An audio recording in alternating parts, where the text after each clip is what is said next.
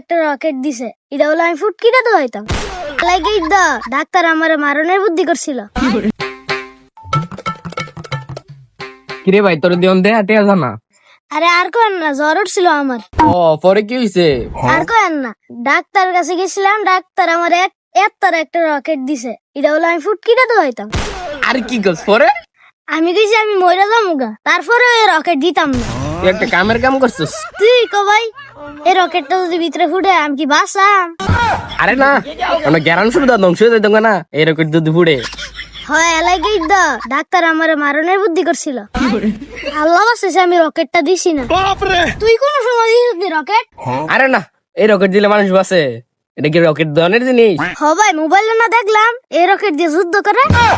আরে কিছুদিন আগে যে ইসরায়েল আর ফিলিস্তিন যুদ্ধ লাগলো, এই রকেট মাইরা না ফাড়াই ফুড়াই লাইলো। ভাই দেখলাম তো সব বিল্ডিং টিল্ডিং ভাঙ্গা পড়ে গেল। আল্লাহ বাঁচাইছে ভাই, আমি ডাক্তারের কথা শুনছি না। এরকম মজার ভিডিও দেখতে চাইলে পেজটি ফলো করে রাখুন আর ভিডিওটি শেয়ার করে দিন আপনার বন্ধুদের কাছে।